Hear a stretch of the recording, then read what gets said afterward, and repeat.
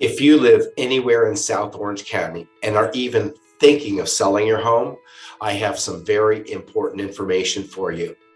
It breaks my heart to see so many sellers make the same mistakes over and over when it is all so avoidable. You see, leaving money on the table and giving away the profit that you have in your home, known as equity, is the mistake that so many owners make prior to selecting their agent. If I might be so lucky as to be on your consideration list, or you have that 1, 2, or 3 agents that you're thinking of talking to, the following information might lace your pockets with tens of thousands of dollars. You see, having sold over $750 million worth of real estate right here in South Orange County over the past 28 consecutive years, I think I have some valuable information that you'll want to listen to. Today, I'm going to give you the 5 mistakes to avoid before your home goes on the market and before you finalize your decision on who will list your home. Choosing the expert is very important. Please listen to this entire video, as I will be saving the most important recommendations of the mistakes to avoid for the end. With zero out of pocket, lacing your pocket with thousands and thousands of dollars, that seems pretty appealing to me, and I think it's going to be appealing to you. Pretty cool, right? Let's get started.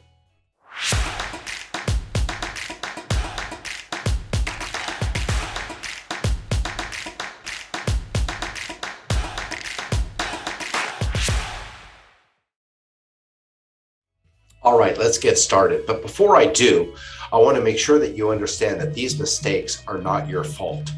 The mistakes to avoid is our responsibility to educate you so that you don't commit the mistakes, all right? We as agents do this every day.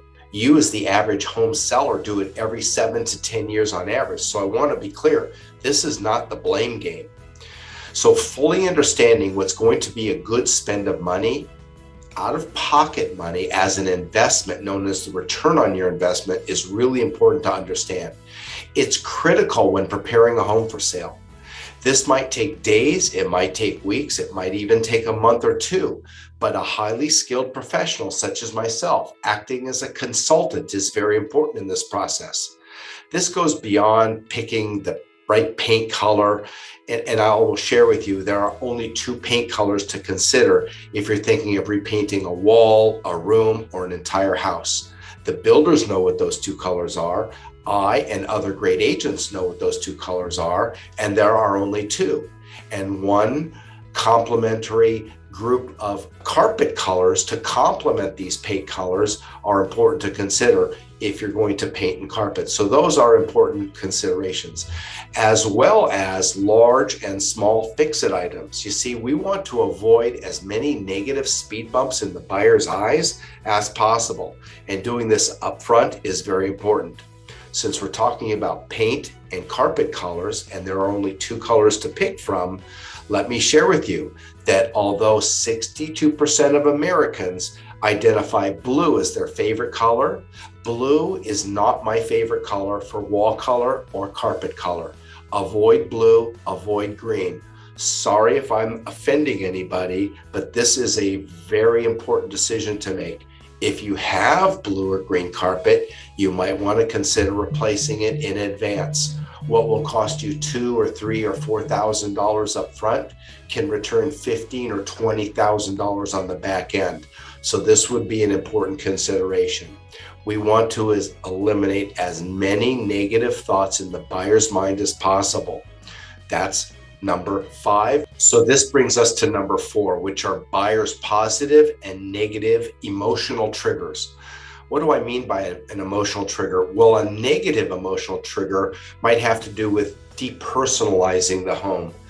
Sometimes it sounds like sterilization, and to a point that may be a little accurate, but very strong personalization of a property will actually have a negative psychological impact. For example, too many personal photos, too many personal paintings, too many personal awards and trophies. I once had a seller who had an entire wall full of medieval swords and knives. So this might have been their thing, but it probably was not the buyer's thing.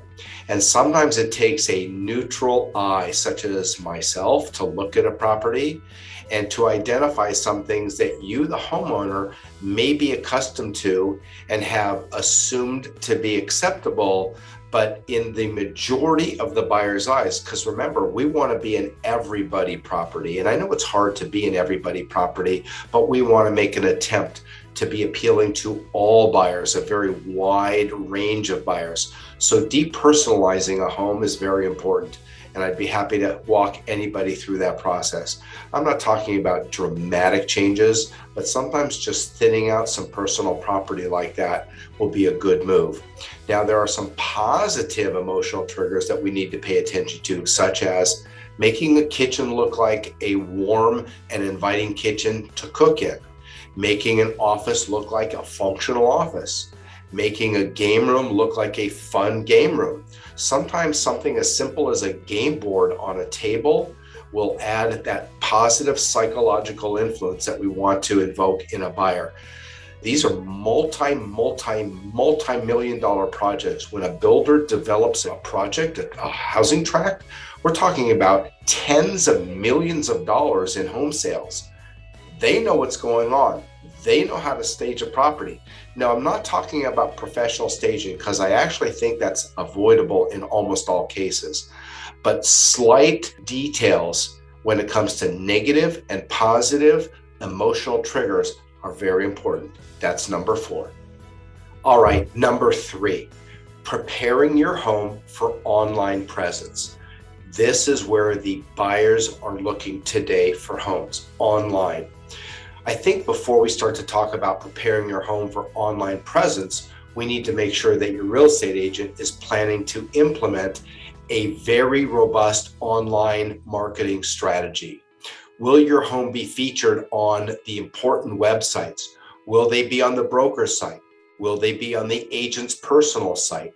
Will it be on Zillow? Will it be on Realtor.com? Will it be on Trulia, Facebook, TikTok, YouTube, Instagram? Will it be on your property address domain name.com, like 123mainstreet.com, your address? Will it be on Juwai for the Asian market? Will it be on Proxio for the international buyers market? Will it be on luxuryrealestate.com or the Wall Street Journal for the luxury buyer? Ask yourself before you hire an agent, is the agent's plan to give you that much exposure online? And if not, try to find an agent who will. Now, in preparation for that kind of exposure, we need to make sure that the property is ready for the photography, the aerial photography, and the video photography. Is your agent that you're going to hire the one-stop shop, typically giving discounts for all 3, where none of them are really that good? Or will they deal with a specialist in each of those areas? For example, I only work with one photographer. He offers a discount if I use him for photos and video, but I know the video isn't as good as my videographer. And my videographer will give me a discount if I use them for still photography, but their still photography is not as good as the other guy. So I use specialists to make sure that my still photography is magazine quality, and the video photography and aerial photography that gets blended in a video presentation is movie quality. Is the preparation worth it because of the exposure that your agent plans to implement? The answer to that should be yes. And remember, day 1 is not the day the home goes on the market. Day 1 is the day the photography and the videography and the aerial photography is shot. That's when you want to ready the home for the as-is condition. That's when it needs to be perfect. You'll have to wait another 7 to 10 to 14 days, more or less, after that day 1 till the home actually hits the market. But in preparation for the home sale, be zeroing in on day 1 when all the marketing will be prepared for the home sale. That's really important. Number 3 is making sure that your home is prepared for day 1 the day of the photo shoot, the day of the video, and does your agent plan to leverage that media everywhere they possibly can? That's number 3. All right, as we head towards the end of this list, bringing us to number 2, one of the least expensive, actually no out-of-pocket costs, nothing monetarily out of your pocket other than just some time. Number 2 is clutter. The biggest mistake, or one of the largest mistakes I see sellers make in their attempt to sell a home, is the amount of clutter in a home. Look, we live one way and we sell another. If you were to go to my home right now, my home is in no condition to put on the market. Again, we live a certain way and we sell a certain way. My recommendation is to start clearing the clutter early. Most people wait till the very end, and it's haphazard and not done properly. You want to make your home look like a builder model home. As you tour new properties, new builder construction, these homes are decorated beautifully, but what you'll see missing is any clutter. Kitchen is a big magnet for clutter. Home office, big magnet for clutter. Bathrooms, master bedroom, all these areas where knickknacks, unnecessary knickknacks are laying around, please thin it out. You can never be too thin when selling a home. Get rid of as much clutter as you can. Put it in the garage if you need to. Put it in boxes, store it in the garage. Nobody cares if there's extra boxes in the garage. That's the best place to get rid of the clutter. And my recommendation is to start with the least used rooms first. The rooms that you typically don't use on a regular basis, the guest room, secondary bathrooms if we're not using them. Start with those rooms first. Secondary bedrooms, the bedrooms that aren't used as much as the master bedroom, the master bathroom, the kitchen. Those rooms are highly used, and you're going to need or want those knickknacks around. Start in the rooms that you use least first, thin them out dramatically, and work yourself up to the most used rooms, leaving the master bedroom, master bathroom, and kitchen probably for last. But start early enough so you don't feel rushed. I'm talking sometimes weeks in advance, and really pace yourself to get rid of as much clutter as you can. The elimination of clutter can honestly return $10,000, $20,000, $30,000 in value, because the emotional impact that clutter has on a buyer's mind is tremendous. So please clear the clutter, start early, least used rooms first, stored in the garage. Anything personalized that you can get rid of, make it look like a model home. That's number 2. And this brings us to number 1. Another one that costs nothing other than a little bit of planning and thought, but will return thousands and thousands, and sometimes less headaches than any other thing. And that would be a careful selection of the agent and a careful selection long in advance of when you plan to list the home. I cannot share with you how many countless appointments I go on where I will receive a phone call, schedule an interview time in the next day or 2 or 3, as long as their schedule permits, visit with the seller and hear from the seller, we'd like to be on the market this weekend. It just doesn't work that way. It takes a lot of preparation and a lot of times counseling during the period of time of getting the home ready with the agent that you feel comfortable with. Could be weeks, could even be months. I have worked with clients for 2 or 3 months in advance, prepping the home to come on the market and getting comfortable in the relationship, so then when we launch, everything is flawless in terms of the marketing. So some of the elements that are important in selecting a great agent would be, let's start with the 3 R's: reviews, references, and referrals. You should pay attention to reviews. They're not the only source of information, but reviews are important. I would suggest looking at Google, looking at Zillow. Those are probably the most populated review sites for real estate agents. And I would read a little bit about what the client specifically says as to their positive attributes. Once you get past some reviews, ask for referrals from your friends that you respect, friends that you believe are critical of the service that they receive. The person that loves every restaurant, loves everything that you wear is probably not the best reference source. You want to get references from someone who's critical about somebody's performance. And once provided with the referral, get references from that agent. So if I were referred by another past client of mine and I had an initial conversation with somebody thinking of selling their home, I would want to provide, and the agent that you're speaking with should want to provide references, recent references. And the reason I stress recent is be leery of the agent who gives you a reference of 2 or 3 months ago, 2 or 3 years ago, and 3 or 4 or 5 years ago as the cherry-picked references. You want the most recent and consecutive, if you can get them, from the agent that you're speaking with.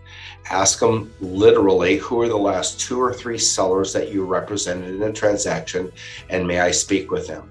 The agent should give you the contact information with that person's permission, of course, and then you should talk and have lengthy conversations with the references to the agent that you're considering. So talk to the agent very early in the process. Reviews, references, and referrals are all important. Experience is also important. I've been doing this 28 years, have over 1,000 transactions in my history, and have sold over $750 million, all in this local marketplace, South Orange County. That is important and should resonate with somebody conducting an interview.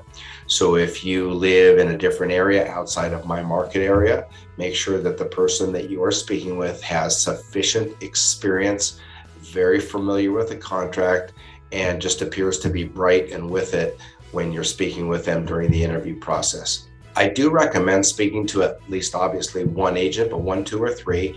I have spoken to sellers who are interviewing 12 or 15 agents. I think that's ridiculous. If you have not been able to thin out the herd a little bit better than that, unless you're charging them admission charge into your home, don't interview that many agents. You'll simply become confused and overwhelmed with what every agent has to offer. 1, 2, or 3 agents should be sufficient. Statistically, 67% of home sellers interview one agent. So there's nothing wrong with picking the agent that you think you may want to list with. Interview that agent. If the interview process goes well, don't feel compelled that you have to interview another or 2 other agents, but 1, 2, or 3 should be sufficient. The agent that you're interviewing should have a written marketing proposal for you upon their first visit. They should share with you exactly what they plan to do. We get paid to do 3 things. We get paid to market your home, do something for our commission. So market the home, make sure the escrow goes smoothly and we can negotiate top price and top terms for you as the seller, and protect you after the close of escrow to make sure there are no repercussions, nobody comes back and sues you, or disclosures are made in a proper fashion whereby somebody can legally come after the seller in a transaction or after the transaction. So negotiate the transaction, market the transaction, and protect you after the close of escrow are all very important. With regards to the marketing campaign, make sure that when you're speaking to the agent, their written marketing campaign includes things like open house, should you want them, the agent should provide them. Print marketing, such as postcards, because we have found in our market area, there are certain neighborhoods that are very inclined to upgrade into another move-up neighborhood. In the years that I've been doing this, I've been able to identify where those other neighborhoods may be that we call feeder neighborhoods into the communities where I'm listing properties. So this should be really important to you, is to have an agent with that kind of experience level to know where to saturate print marketing. Besides print marketing, the photography should be off the chart excellent, magazine quality photos, aerial photography to incorporate into the video presentation of the property. Video is extremely important. The homes that have video presentations have 400 times the exposure as non-videoed properties. So that would be paramount for me if I were interviewing an agent. Make sure the photography is top quality. The video photography is done well. The video photography incorporates aerial photography, heavy use of social media. You would be surprised how many buyers come out of Facebook, Instagram, and TikTok. Don't freak out, but yes, TikTok does produce buyers for properties. Newspaper advertising, somewhat important, but if the agent is all about a magazine or magazine exposure, they're investing their dollars for them, not for you. If I were to pick up the phone and try to get a magazine ad ran for one of my properties, this month is already on the shelf. Next month is probably sold out, and the following month it's usually too late. So I'm looking at 3 to 4 months exposure for a property of mine in any decent home magazine. And those home magazines are strictly to promote the agent, not the property. It's the bait and switch, if you will. So those are dollars not well spent for you, the seller. The importance of internet sites cannot be overlooked. Besides social media, which I did mention, the internet sites are very important, where your media, the photography, the video, the aerial photography, and every aspect of the home can be displayed not only to the general public, but to agents. We have a responsibility of marketing to agents and the buyers. And we at the Aura Group know and believe that we do a very good job of that. You also want an agent who is reasonably accessible. If you call and leave a voicemail, a minute, minute and a half or two, that would be acceptable. A day, day and a half or two is not. So if the agent is lax in getting back to you, especially for an interview, that should be a warning sign. The agent should be very reactive to voicemail, be very accessible. And lastly, the agent should have a staff of some sort.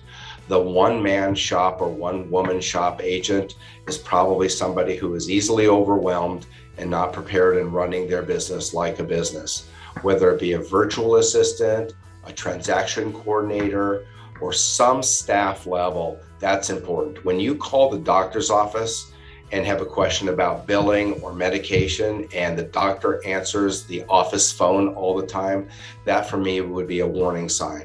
A doctor has staff, lawyers have staff, real estate agents should have staff. And that's not to say that we at the Aura Group will have you deal with just staff. I'm extremely hands-on in a transaction, and your agent who you're interviewing should display that. But staff is important so that I'm allowed to focus on the most important things for my clients and maybe not answer the most simple of questions. So those are some of the things that I think are important in terms of interviewing an agent and what you think an agent quality should be. But please speak to an agent early in the process. Don't wait a week or 10 days, think you're going to interview somebody and jump into having your home on the market. That is one of the worst mistakes that I am personally exposed to, being the agent hired. As an agent, the interview happens and they choose me as the agent. I always walk in with a written marketing campaign, as I've explained. I hardly ever not take a listing based on an interview because my marketing plan is so robust, and that was probably number one. So once the interview process is conducted, when someone says to me, hey, you're the guy we'd like to have on the home on the market this weekend, that's impossible. It can't be done. So those are my 5 most important things to focus on when thinking about hiring an agent or getting your home on the market. If I can help you, please reach out. If you'd like to subscribe, I do have other videos, so please feel free to subscribe. And there are some other videos that I'll market on this website, on this video, so you can tune into some of my other videos to help get comfortable with me or help learn more about the selling process. Randy Ora with Berkshire Hathaway, changing lives one home at a time.